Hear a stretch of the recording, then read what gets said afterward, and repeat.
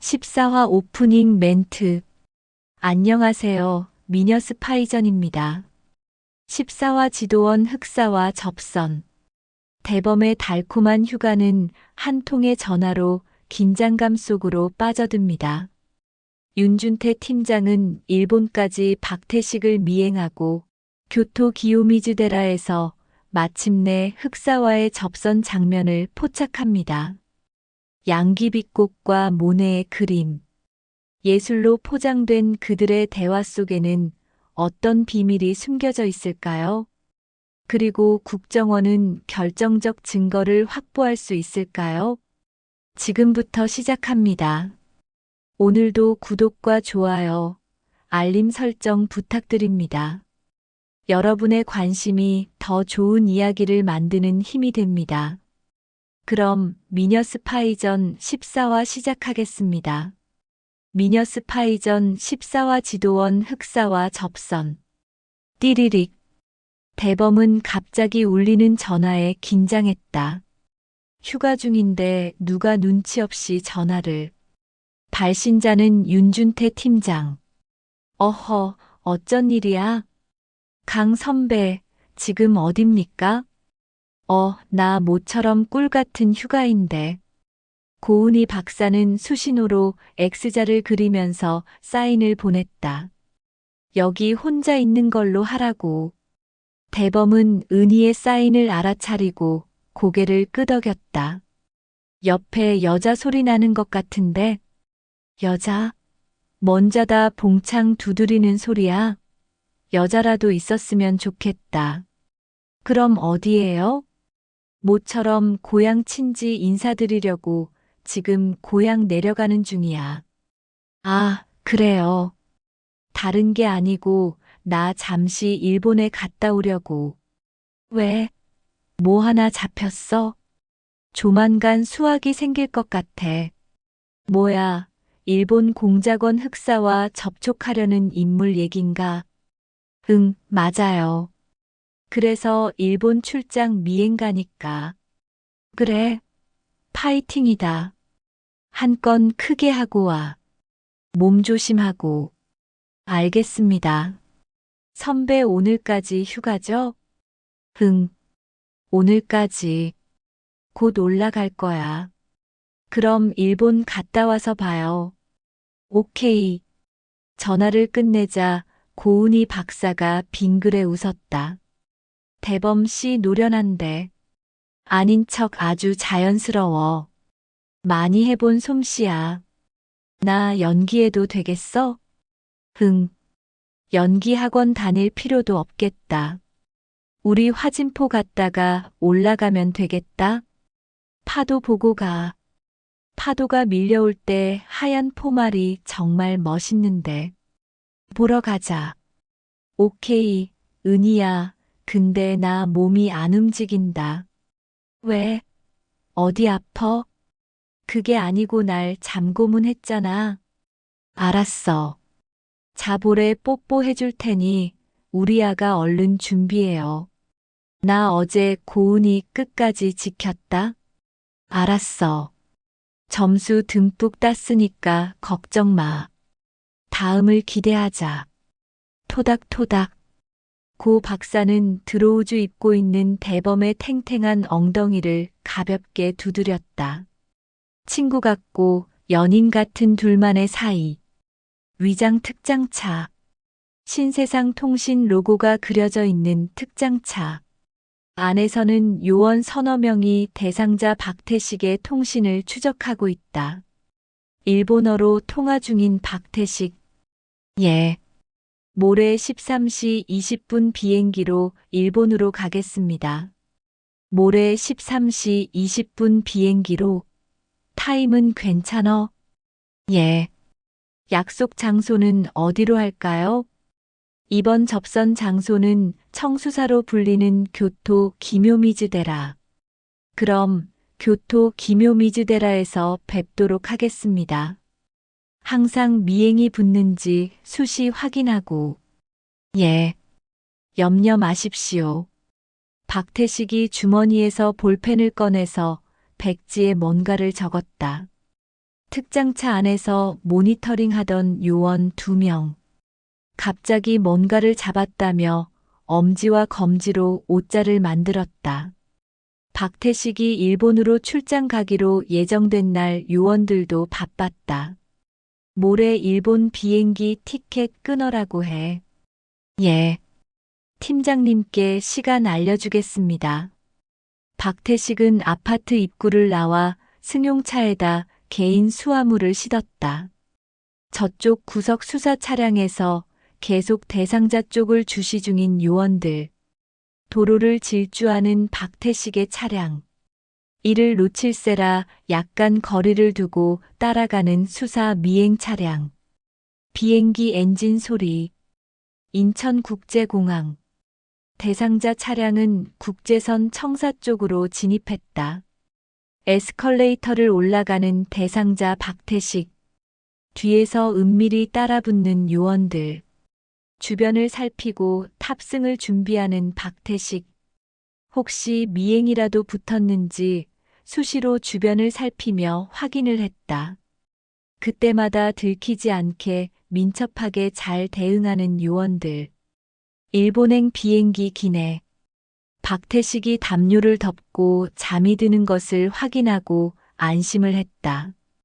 여기 오렌지 주스 한 잔 주실래요? 갈증이 나는지 오렌지 주스를 시켜 벌컥벌컥 마시는 윤준태 팀장. 대상자 박태식은 일본 신칸센 고속철도를 갈아탔다. 가끔씩 창밖을 보며 어디론가 핸드폰으로 소곤소곤 통화를 했다. 조금 떨어진 자리에서 신문 보는 척 귀를 쫑긋하며 지켜보는 요원. 대상자가 화장실 쪽으로 가면 출입구 쪽에 있는 용대가 슬쩍 지켜본다. 오후 일본 오사카 거리. 쇼핑을 하는 박태식이 갑자기 대형 백화점 입구를 들어선다. 요원이 급하게 따라 들어간다. 그러나 대상자는 사라지고 없다. 준태가 잠깐 놀란 가슴을 진정시키고 사방으로 찾았다. 저쪽 아이스크림 가게 앞에서 아이스크림을 사고 있는 박태식. 다행히 빈자리를 찾아서 아이스크림을 맛보고 느긋하게 여유를 부리고 있었다. 지잉. 그때 준태 핸드폰 진동이 울렸다. 화면 보니 하트 뿅뿅 현역 문자 뜬다. 이런 중요한 순간에 전화가 울리냐. 안 받으면 죽음이다. 일단 받고 보자. 오후 세상에서 제일 이쁜 현영. 당신 오늘이 무슨 날인지 알아? 현영의 열받은 목소리에 순간 놀라는 준태. 아, 와이프 생일이다. 죽었다. 하필 일본 출장 중인데. 응. 알지. 알아. 우리 하트 뿅뿅 사모님 생일이지? 준태가 저자세로 전화를 받았다. 들어올 거야? 말 거야? 당연히 들어가야 하는데 전시회 때문에 다들 밤새는데 어쩐다? 오늘 같은 날은 일찍 좀 들어와라. 당신 혼자 24시간 근무하냐? 당신이 무슨 중요한 국정원 요원이라도 돼? 내 말이. 나도 답답하다. 답답해. 파주 그 넓은 땅엔 당신 혼자밖에 없냐고. 그러면 연봉이라도 더블로 달라고 하던지. 나 혼자 일하면 미친놈이지. 다른 직원들도 같이 있으니까. 당신 혹시 나 몰래 바람 난 거 아니야? 어허, 무슨 말씀을. 이 세상에서 제일 이쁜 마누라 놓아두고 미친놈이냐? 바람 피우게. 아냐.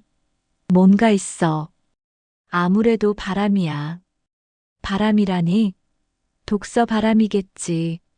내가 출판 대전이 있다고 말했잖아. 준비 때문에 밤샘 자주 해야 한다고. 나 촉 좋아. 조심해. 딱 걸리면 다리 몽댕이 부러질 줄 알아? 예, 사모님. 진주보다 더 영롱한 빛을 가진 현영 씨 사랑해요. 까고 있네. 여전히 현영의 화난 목소리는 진정될 기미가 보이지 않는다. 사모님이 까고 있네. 가 뭐야? 하늘 같은 서방님한테. 준태 핸드폰을 쳐다보면서 고개를 좌우로 흔들었다. 싸가지는 밥 말아먹었나? 어쩌다 저렇게 변했지? 다 내 잘못이지 뭐. 듣기 싫어. 꼴에 듣기는 싫은 모양이지. 밤일도 제대로 못하면서 그런 말이 나와? 아니, 아니라고. 내가 맨날 집에도 못 들어가는 죄인인데 와이프 충고를 기분 나빠한다면 그건 사람 새끼도 아니지. 경고하는데 오늘 밤 12시까지만 내 생일이야. 늦으면 문 잠글 줄 알아. 끊어. 현영이 짜증내면서 전화를 끊었다. 준태 끊어진 전화기를 쳐다보며 자신의 신세가 한심스럽게 느껴졌다. 여기 일본이야. 내가 어떻게 가냐고. 내가 이리 산다 이리 살아. 아이스크림을 다 먹은 박태식은 시계를 보면서 자리에서 일어났다. 다시 뒤따르는 요원들. 그러나 이번에는 박태식이 뒷문으로 다시 빠져나간다.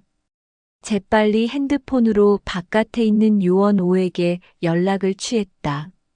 바깥에서 기다리고 있던 요원 5는 자연스럽게 박태식을 따라붙었다. 다시 뒤를 따르는 요원 6, 통화를 하는 척 핸드폰을 귀에 대고 간다. 장면 전환 음악. 일본 교토 기묘미즈데라 근처. 박태식은 손목시계를 쳐다보았다. 초조하다. 솔직히. 입구에서 서성거렸다. 뒤돌아본다. 미행이 붙었나? 그리고 약속된 폭포 방향으로 서서히 이동했다. 보인다. 오토와 폭포. 주위를 조심스레 살펴보았다. 미행이 따라 붙었는지 또 뒤돌아보았다. 아직까진 미행하는 사람은 없는 것 같은데. 저쪽 소나무 뒤에서 계속 태식을 주시하는 날카로운 눈길. 사진에서 본 익숙한 하얀 수염이다. 흑사는 싱긋이 웃으며 태식을 안으며 등을 토닥였다. 박태식은 깍듯이 흑사에게 예의를 갖추었다.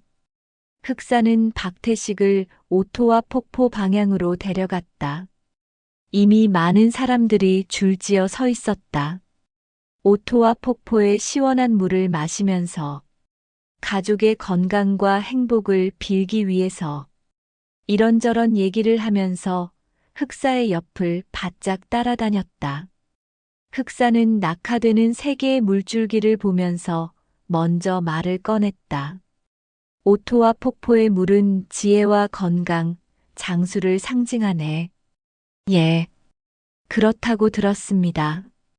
두 가지를 선택하라고 하면 자네라면 어떤 걸 선택할 건가? 이 중에선 제가 갖고 싶은 게 없습니다. 의외의 대답이었다.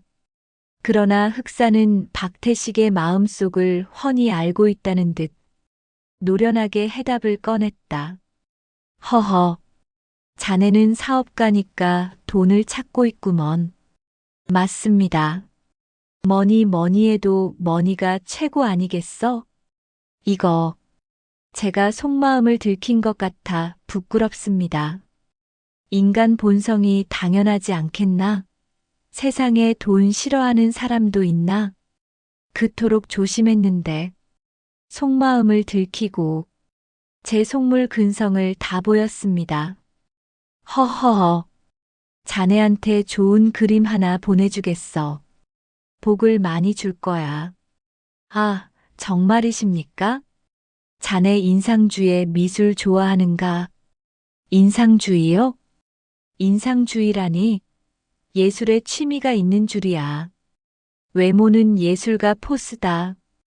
왜 인상주의를 싫어하는 모양이지? 선생님께서 예술의 조예가 깊으신 줄 몰랐습니다. 왜? 나 같은 사람은 예술의 깡통인 줄 알았나? 아닙니다. 제가 지식이 짧아 부끄러워서 그럽니다. 그림도 자꾸 봐야 보는 눈높이가 올라가. 신미안을 키우게. 예. 모이는 사람들이 틀리고 어울리고 만나는 사람들이 격이 달라져. 알겠습니다. 저도 학교 다닐 때 수박 겉핥기로 서양 미술사를 들었지만 지금 생각해 보니 딱히 생각나는 것은 없습니다. 난 그 중에서도 모네의 양귀비꽃을 특히 좋아하네. 모네 화가를요? 특별한 이유가 있습니까? 빛에 따라 풍경과 색이 다르게 보일 수도 있다는 사실을 처음으로 주장한 화가지. 처음으로요? 뭐든지 처음이 중요한데. 그분 때문에 인상주의라는 용어가 처음 생겼지. 아하, 그래서 인상주의란 용어가 생겼구나. 해박한 지식의 소유자, 흑사. 북한 작전부 소속 흑사. 검은 뿔테 안경을 쓰고 하얀 턱수염을 기르고 항상 지팡이를 짚고 다니는 멋쟁이 신사. 노동당 대남 공작 전문부서인 작전부 출신. 오극렬의 지휘 속에 간첩 활동을 했었다. 국정원의 집요한 추적에 간첩망이 적발되어 문책을 당해 좌천되었던 흑사. 수십 번씩 반복해서 그렸다고 하네. 예, 수십 번씩이나요? 빛의 변화를 제대로 표현하기 위해서 대단한 집념을 가진 화가입니다. 특히 루앙 대성당이나 해질녘의 건초 더미를 수십 번씩 반복해서 그렸다지. 그런 훌륭한 분을 알게 되어 영광입니다. 거친 붓질로도 유명하신 화가야. 대단하십니다. 인상주의에 푹 빠지신 것 같습니다. 허허, 그 양귀비꽃 그림을 보고 있으면 내 고향이 가끔 생각나네. 선생님 고향하고 양귀비꽃하고 무슨 관련이 있습니까? 고향 뒷산에는 양귀비 천지였어. 아주 황홀했지. 아하. 그림에 보면 흰 솜털구름 아래 양귀비꽃 들판을 지나가는 모자 쓴 여인과 아이가 보이는데 가만히 보고 있노라면 아주 여유롭고 행복하네. 가족 생각이 나겠군요. 내겐 돌아가신 부모님 외엔 가족이 전혀 없네. 나는 노동당과 결혼했으니까. 아, 예. 죄송합니다. 양귀비꽃이 색이 굉장히 아름답지 않습니까? 색깔도 예쁘고 노동당에서도 우리 고향 양귀비를 최고 품질로 쳐주었지. 북한으로 봐서는 양귀비가 큰 돈줄 아닙니까? 그래서 귀한 대접을 받았지. 그렇죠. 저도 양귀비 좋아합니다. 양귀비를 좋아한다고? 그래. 예. 나도 거실에 관상용으로 조금 심어서 즐겨보곤 하네. 저 역시 양귀비의 매혹적인 색조가 너무 좋습니다. 색감이 보고 있노라면 사람을 홀리게 하는 마력이 있지. 저도 보고 있으면 취합니다. 취해. 이 친구 제대로 양귀비를 볼 줄 아는구먼. 하하. 흑사의 호쾌하게 웃는 소리가 들렸다. 흑사와 박태식 그림 이야기로 꽃을 활짝 피웠다. 이때 두 사람 옆으로 슬쩍 지나가는 윤준태 팀장. 조금 떨어진 거리에서 사진을 찍는 요원이의 모습도 보인다. 저기 커피숍 들어갑니다. 따라붙어. 시간은 더디게 흘러갔다.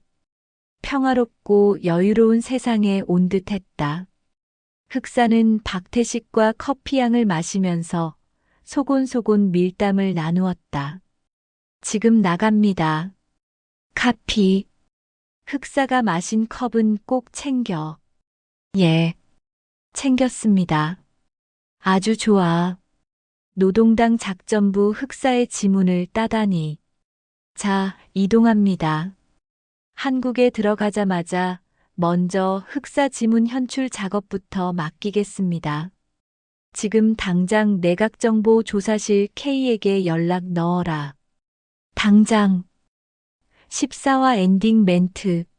미녀 스파이전 14화. 지도원 흑사와 접선 여기까지입니다.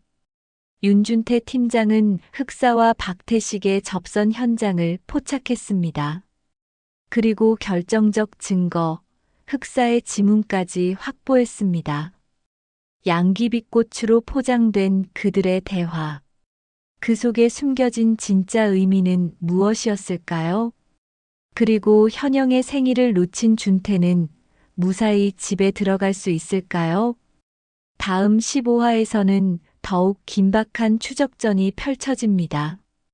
오늘 이야기가 재미있으셨다면 구독과 좋아요, 알림 설정 꼭 부탁드립니다. 댓글로 여러분의 생각도 들려주세요. 다음 이야기도 기대해 주시고 건강하시고 행복한 하루 보내세요. 미녀 스파이전이었습니다. 감사합니다.